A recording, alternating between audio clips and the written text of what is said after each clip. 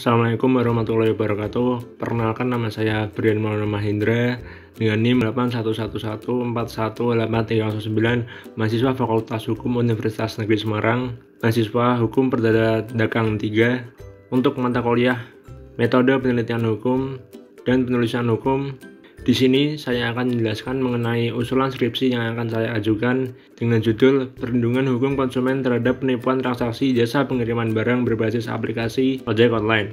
Latar belakang peneliti mengambil judul tersebut adalah sebagai berikut. Semakin berkembangnya bangsa Indonesia yang semakin modern baik dari sektor transportasi, teknologi, dan lain-lain memunculkan suatu terobosan baru di bidang transportasi massa, yaitu transportasi online yang berbasis aplikasi seperti pada aplikasi Gojek. Dari terobosan aplikasi tersebut terdapat berbagai fitur-fitur yang dapat digunakan oleh pengguna aplikasi ataupun konsumen untuk memudahkan mobilitas serta kegiatan bisnis dan kegiatan lainnya. Aplikasi Gojek cenderung menggunakan konsep yang inovatif pada produknya. Sejalan dengan itu, jika mengacu pada konsep teori pemasaran, Jonathan Sarwono dan Tuti Martadireja mengemukakan bahwa keterlibatan pihak Gojek sebagai merchant penting untuk menawarkan jasa yang dijualnya sehingga bisa mempertahankan statusnya di mata publik. Saat ini pengiriman barang dan jasa cenderung dilakukan secara online dan memanfaatkan fitur GoSend pada aplikasi Gojek Indonesia ataupun aplikasi selain aplikasi Gojek.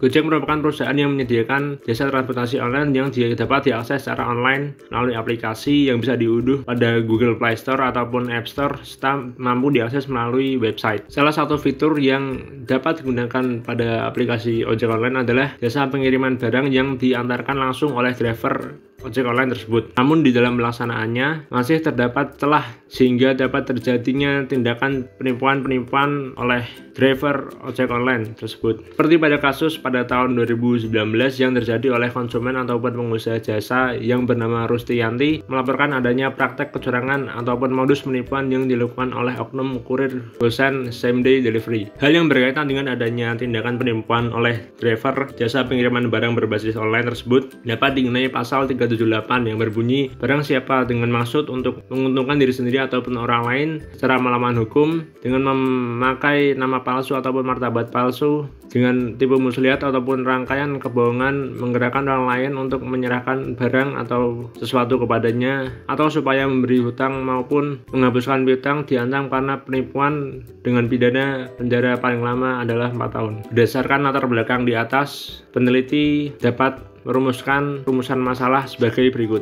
Yang pertama adalah bagaimana perlindungan hukum konsumen terhadap tindak penipuan dalam jasa pengiriman barang melalui aplikasi ojek online. Yang kedua adalah bagaimana tanggung jawab pemerintah dan penyedia jasa atas adanya penipuan transaksi jasa pengiriman barang melalui aplikasi ojek online. Selanjutnya adalah tujuan penelitian. Untuk tujuan penelitian sendiri yang pertama yaitu untuk mengetahui perlindungan hukum konsumen terhadap tindak penipuan dalam jasa pengiriman barang melalui aplikasi ojek online. Yang kedua adalah untuk mengetahui bentuk tanggung jawab pemerintah dan penyedia jasa atas adanya penipuan transaksi jasa pengiriman barang melalui aplikasi online.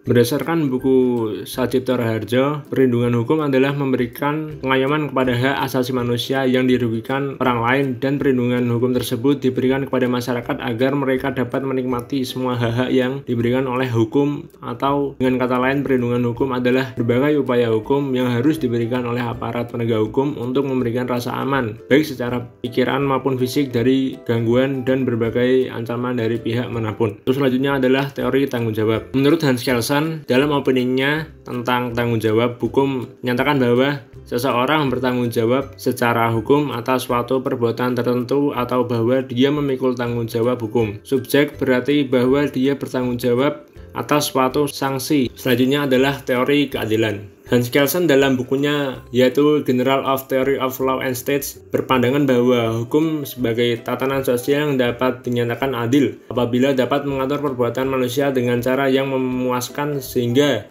dapat menemukan kebahagiaan di dalamnya. Pandangan Hans Kelsen ini pandangan yang bersifat positivisme. Nilai-nilai keadilan individu dapat diketahui dengan aturan-aturan hukum yang mengakomodir nilai-nilai umum, namun tetap pemenuhan rasa keadilan dan kebahagiaan diperuntukkan tiap individu. Selanjutnya adalah metode penelitian. Pada pendekatan penelitian, peneliti menggunakan metode penelitian kualitatif.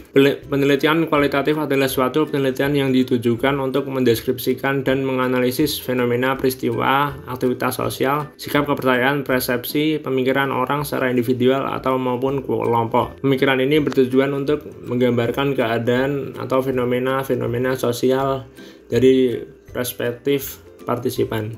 Untuk jenis penelitian dalam penelitian ini adalah yuridis empiris, yang mana dengan kata lain adalah jenis penelitian hukum sosiologis, yaitu mengkaji ketentuan hukum yang berlaku serta apa yang terjadi dalam kenyataan di masyarakat.